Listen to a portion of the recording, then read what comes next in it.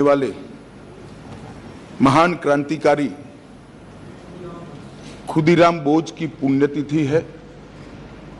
मैं पूरे सदन के सामने शीश झुकाकर उनको नमन करना चाहता हूं और उनकी स्मृति से प्रेरित होकर युगों युगों के लिए जो युवा देश के लिए काम करेंगे वो सब के लिए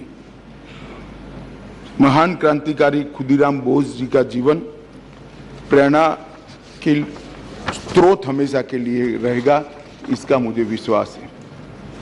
माननीय अध्यक्ष जी, आज का ऐतिहासिक दिवस है। आज के ही दिन दादरा नगर हवेली का भारतीय संघ में विलय हुआ था और भारतीय संघ एक प्रकार से संपूर्ण राष्ट्र बना था। माननीय अध्यक्ष जी, आज जब मैं ये 3 विधेयक लेकर आया हूं, उस वक्त आजादी के अमृत महोत्सव का समापन हो रहा है और आजादी के अमृत काल की शुरुआत होने का समय है। 15 अगस्त से आजादी का अमृत महोत्सव समाप्त होगा और 16 अगस्त से आजादी की 75 साल से 100 साल की यात्रा की शुरुआत होगी, जो निश्चित रूप से महान भारत की रचना करेगी। प्रधानमंत्री नरेंद्र मोदी जी ने इस देश के सामने गत 15 अगस्त को लाल किले की प्राचीर से अपना उद्बोधन देते हुए 5 प्रणों को देश की जनता के सामने रखा था। माननीय अध्यक्ष जी, ये 5 प्रण में से एक प्रण था कि हम गुलामी की सभी निशानियों को हम समाप्त कर देंगे, हमारे मन से वो बोझ को दूर करेंगे। माननीय अध्यक्ष जी, आज मैं जो 3 विधेयक एक साथ लेकर आया हूं, वो तीनों विधेयक एक प्रकार से मोदी जी ने जो 5 प्रण लिए हैं उसमें से एक प्रण की अनुपालना करने वाले हैं।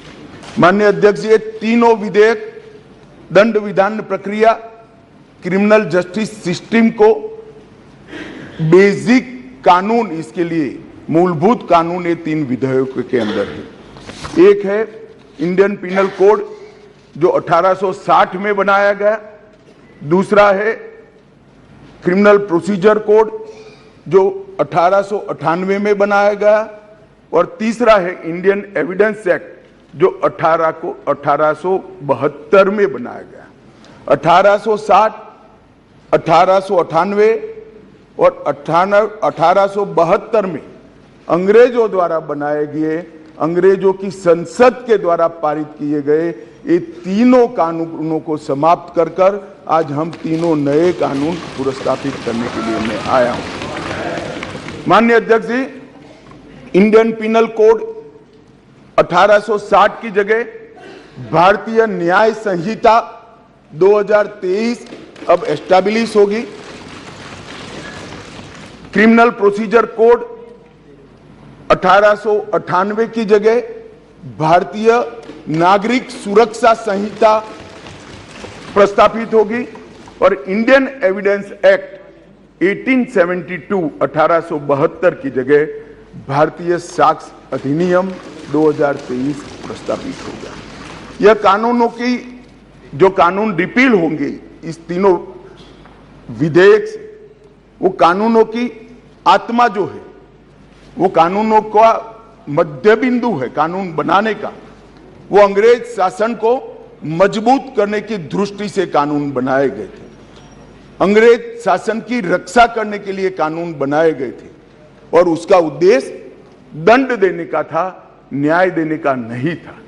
ये दोनों मूलभूत चीजों पर हम परिवर्तन करने जा रहे हैं। ये तीनों कानूनों को रिप्लेस कर इनकी जगह जो 3 नए कानून बनेंगे, उनकी आत्मा होगी भारत के नागरिकों को संविधान प्रदत्त सारे अधिकार जो मिले हैं इसकी सुरक्षा। ये कानूनों का उद्देश्य किसी को दंड देना नहीं होगा, इस कानूनों का उद्देश्य सबको न्याय देना होगा।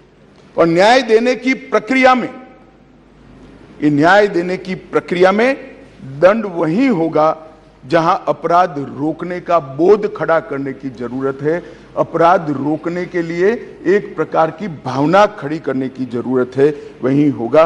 और मैं ये तीनों कानूनों को आगे मैं बताता हूं, बड़े ध्यान से इस प्रक्रिया में मैं इन्वॉल्व रहा हूं।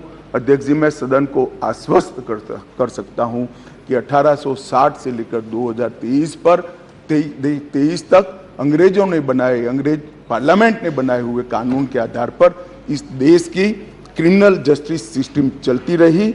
इसकी जगह भारतीय आत्मा के साथ ये 3 कानून अब प्रस्तावित होंगे और हमारी क्रिमिनल जस्टिस सिस्टम के अंदर बहुत बड़ा परिवर्तन आएगा।